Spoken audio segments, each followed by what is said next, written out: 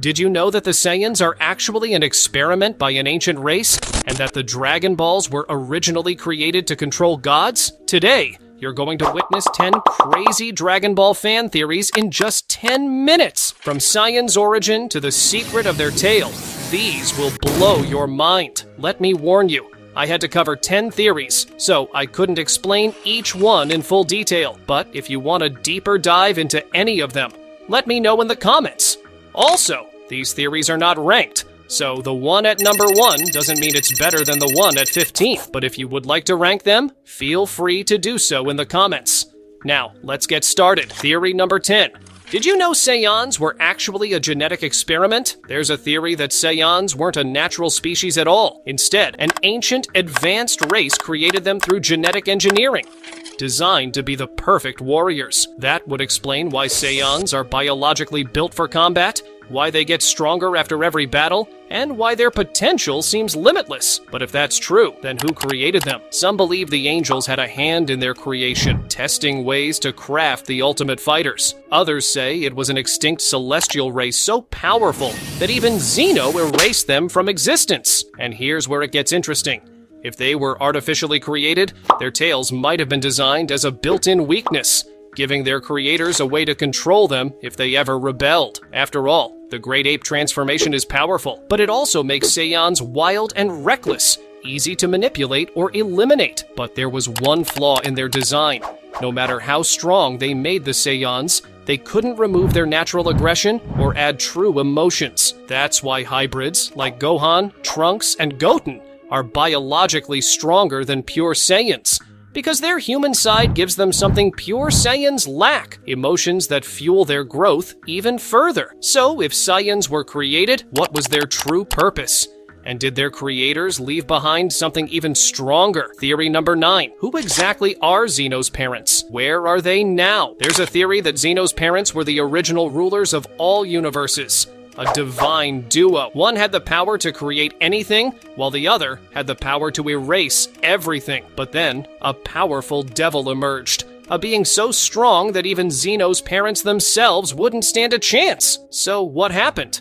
To eliminate, or maybe seal, this devil, Zeno's parents sacrificed themselves. That could explain why the entire multiverse is now under the control of a child. But here's the twist. What if that devil wasn't destroyed, just sealed? And if he returns, who will protect Zeno? Could this be why Whis is training Goku and Vegeta under the Grand Priest's orders? Maybe they know something we don't. Maybe they're preparing for the ultimate battle. What if the Grand Priest himself is the devil? Talking about Zeno's parents, there's another theory regarding them. So, let's start our theory number 8, which suggests that the 12-universe multiverse is just a toy given to Zeno by his parents. There's a theory that the multiverse we know is just a small test, something Zeno was given to watch and learn from. But beyond this, there could be an even greater multiverse, filled with life and warriors far stronger than anything we've seen. Think about it.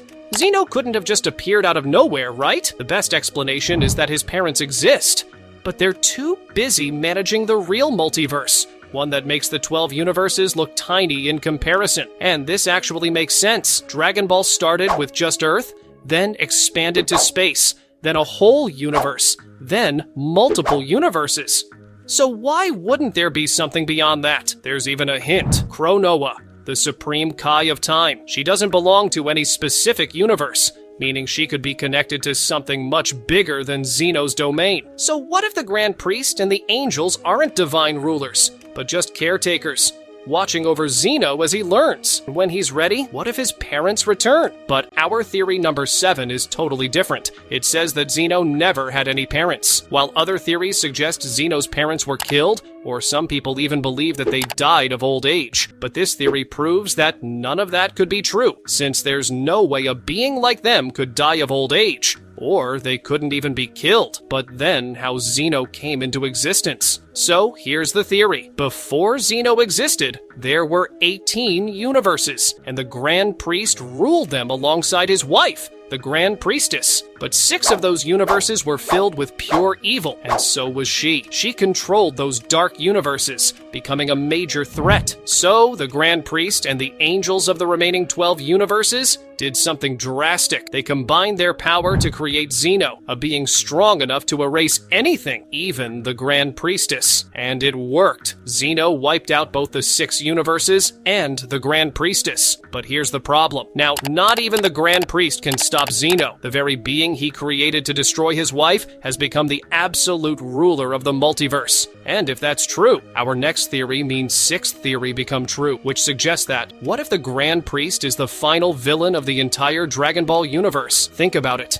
If Xeno really became a being beyond even the Grand Priest's control, that means the Grand Priest lost his position as the true ruler of the 12 universes. And for someone who once ruled everything, that would be more than just frustrating, it would be unacceptable. But now that Xeno exists, the Grand Priest can't just get rid of him directly. So what's his plan? Training Goku and Vegeta through Whis. Why? Because he knows the true power of Saiyans. It's said that the only warrior who ever went head-to-head with the Grand Priest was the very first Super Saiyan God. And now, he's trying to create someone even stronger, someone who can surpass him and take down Xeno for him. But here's the twist. Instead of killing Xeno, what if Goku ends up saving him? They're friends, after all. Could this all lead to Goku versus the Grand Priest? Theory number 5. We all thought the Saiyan tail was just for the Great Ape transformation, but what if it was actually a way to store divine energy? Some theories suggest that the Saiyan tail isn't just a weakness, it's a hidden source of untapped power. If a Saiyan could fully master their tail, they might be able to unlock divine transformations that make Super Saiyan look weak in comparison. Think about it.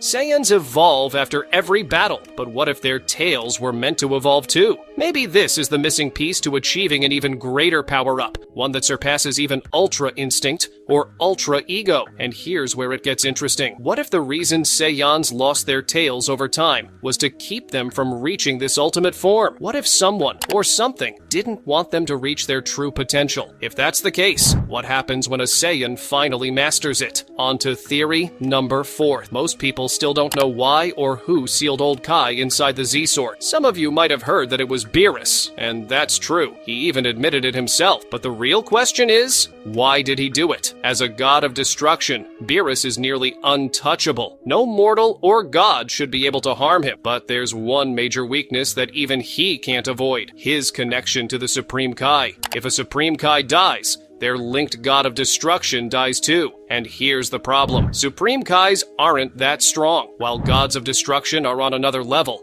Supreme Kais can easily be outmatched, even by mortals. So, what did Beerus do? He sealed old Kai away in the Z-Sword. Why? To protect himself. If old Kai was out of the picture, Beerus wouldn't have to worry about losing his life if someone took him out. Theory number 3. What if time travel plays a huge role in the future of Dragon Ball? Some believe that Goku and Vegeta might go back in time and meet Yamoshi, the legendary first Super Saiyan God. But if that happens, what if they don't just meet him? What if they train under him? Think about it. What if the form we know is just an incomplete version? Yamoshi was the first to achieve it, meaning he might know secrets about the transformation that Goku and Vegeta have never discovered. What if training with Yamoshi unlocks the true power of Super Saiyan God, a form beyond even Ultra Instinct or Ultra Ego? And here's something even crazier. What if Yamoshi wasn't just the first Super Saiyan God, but the key to something even greater? Now, our second last theory. What if the true purpose of the Dragon Balls wasn't just to grant wishes? Some theories suggest that the Dragon Balls were actually created as a failsafe against the gods. What if they weren't meant for simple wishes, but as a last resort to seal away or even destroy divine beings? Think about it. The Namekians created the Dragon Balls, but what if they weren't the first to do so? What if an even older race, one that feared the gods, designed them as a weapon? And here's the crazy part. If the Dragon Balls were truly made to counter divine power, then they might be far stronger than we ever imagined. Could they even erase a god of destruction? Could they be used against Xeno himself? If this theory is true, then the real question is, who were they originally meant to stop? On to our last and my personal favorite theory. Did you know there was a character in Dragon Ball even stronger than Zeno and the Grand Priest? And no, I'm not talking about Lord Ramus. In Dragon Ball Daima, we learn that Lord Ramus was the one who created all universes along with the Supreme Kais. Some even believe he was the one who created Zeno and the Grand Priest. But here's the twist. Ramus wasn't the true ruler. He did all of this under the orders of the Demon King. That means the Demon King was even stronger than Ramus, possibly the true supreme ruler of the entire multiverse. And after his death, his son Abura took his place. But until the Demon King died, there was no one who could defeat him. Even Whis once mentioned that the Grand Priest was only among the top 5 strongest beings in the multiverse. So what if the real power rankings looked something like this? On 5th Grand Priest, on 4th Zeno, on 3rd Zalama, next 2nd Ramus, and strongest the Demon King. If this is true, then the question is, what really happened to the Demon King? And could he return? With that, our last theory comes to an end. If you enjoyed this video, don't forget to like, comment, and subscribe for more Dragon Ball content.